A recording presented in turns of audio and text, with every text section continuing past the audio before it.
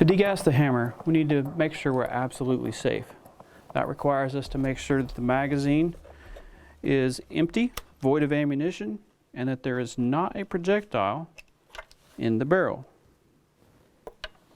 Thus we've done. Now to degas the hammer, you have to make sure that the rifle is not cocked. The sear cannot be engaged. So we're going to have to discharge the rifle into a safe discharge target, which we have down here, just to verify that the gun is not cocked. Before doing so, wear ear protection, especially when you're indoors, as the hammer does have a pretty good report.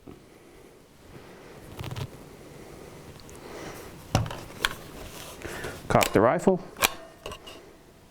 put it on fire, and discharge.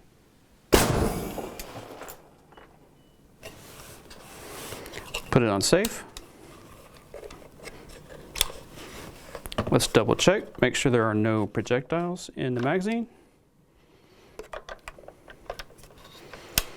Reinsert the magazine. Now we know we're not cocked. We're going to engage the filled safety screw, and we're on safe here. Now that we know the hammer is no longer cocked, we're going to degas the rifle. Here is the degas screw right here on the bottom of the rifle. To degas it, we're simply going to use a flathead screwdriver and unscrew or turn counterclockwise the degas screw. Turn it slowly until you start hearing the air leak. It takes a few rotations. There you go. Now you're going to let that leak for a little while until it stops, and let it go out slowly.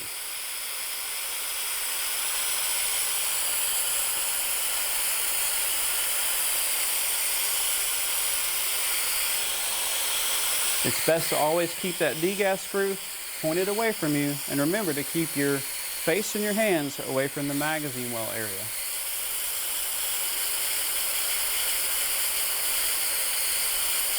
The length of time it takes for the air to escape depends upon how much air you have in your rifle. Remember, you have 32 cubic inches of air, but if you've shot it a couple of times, obviously you're going to have less that needs to escape.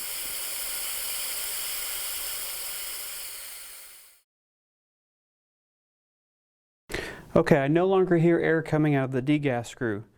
Now we need to make sure that there is no residual air left in the system. To do that, we simply verify that we are void of all projectiles. Back out your field safety screw, check your magazine, check your barrel, make sure there's no projectile. You're going to cock it and safely discharge. That indicates that there is no air in the system. Now you'll check your gauge to see if there's any air pressure left in the reservoir. We're on 0. If there is air left in the reservoir, you're going to need to repeat that process entirely again. Be sure to engage your brain when you touch any gun. Watch all of the videos in the Learning the Hammer video series. Subscribe to us, follow us on Facebook and Instagram, and you'll find links to those resources in the video description.